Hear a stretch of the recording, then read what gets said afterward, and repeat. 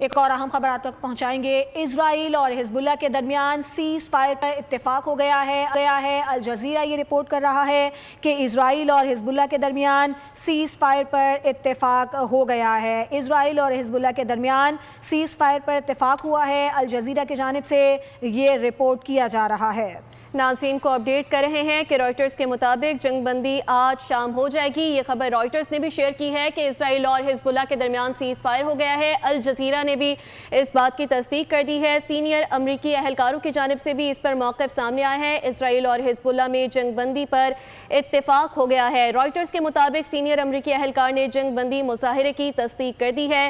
ناظرین کو بڑی خبر سے آگاہ کر رہے ہیں۔ اسرائیل اور حزب اللہ کے درمیان جو ایک عرصے سے تنازع جاری تھا، اب ان کے درمیان سیز فائر پر اتفاق ہو گیا ہے۔ الجزیرہ نے اس بات کی تصدیق کر دی ہے۔ جنگ بندی آج شام مقامی وقت کے مطابق 4 بجے سے لاگو ہوگی۔ اسرائیل اور حزب اللہ کے درمیان ہونے والی سیز فائر پر جو اتفاق ہوا ہے، اس حوالے سے امریکی اہلکار نے بھی تصدیق کر دی ہے۔ یہ بات رائٹرز نے بتائی ہے اور الجزیرہ کی جانب سے بھی یہ کوٹ کیا گیا کہ اسرائیل اور حزب اللہ کے درمیان جو ایک عرصے سے تنازع جاری تھا، جسے روکنے کے لیے بہت ساری عالمی کوششیں بھی سامنے آئیں، اب بالآخر اس پر سیز فائر ہو گیا ہے۔ الجزیرہ کے علاوہ رائٹرز نے بھی اس بات کو کوٹ کیا کہ جنگ بندی آج شام مقامی وقت کے مطابق 4 بجے سے لاگو ہوگی۔ معاہدے میں امریکہ، قطر اور ایران نے اہم کردار ادا کیا ہے۔ یہ بات رائٹرز کی جانب سے بتائی گئی ہے کہ اسرائیل اور حزب اللہ میں جنگ بندی پر اتفاق ہو گیا ہے۔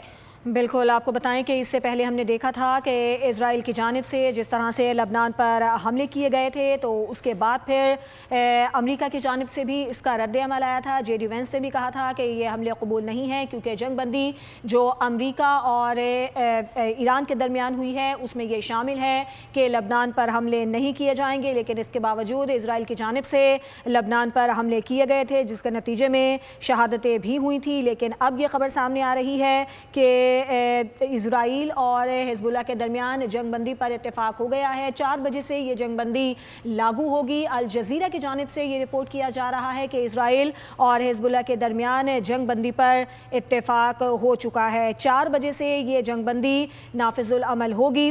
اس سے پہلے ہم نے دیکھا تھا کہ اسرائیل کی جانب سے جنوبی لبنان پر فضائی حملے بھی کیے گئے تھے، توپ خانے سے گولہ باری بھی کی گئی تھی، جس کے نتیجے میں 16 افراد شہید بھی ہوئے تھے، متعدد زخمی ہو گئے تھے۔ لاپتہ افراد کے حوالے سے بھی بتایا گیا تھا کہ بڑی تعداد میں لوگ لاپتہ بھی ہیں۔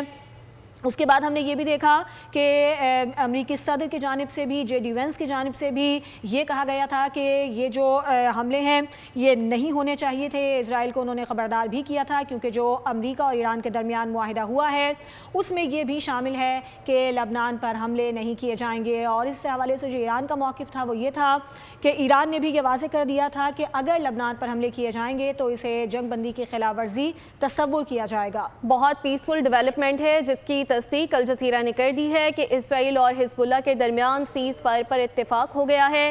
جنگ بندی کا اطلاق مقامی وقت کے مطابق 4 بجے سے ہوگا۔ خبر رساں ادارے نے امریکی عہدیدار کا حوالہ دیا اور کہا کہ یہ معاہدے کی تفصیلات ایران، امریکہ، قطر نے طے کی ہیں۔ حزب اللہ اسرائیل میں فائرنگ کا تبادلہ رک چکا ہے۔ ناظرین یاد رہے کہ بہت عرصے سے یہ تنازع حزب اللہ اور اسرائیل کے درمیان جاری تھا، جسے روکنے کے لیے دنیا بھر سے دیگر ممالک کی جانب سے بھی کوشش کی گئی اور اب بالآخر سیز فائر پر اتفاق ہو گیا ہے۔ سبسکرائب کریں اور بیل دبائیں تاکہ کوئی خبر رہ نہ جائے۔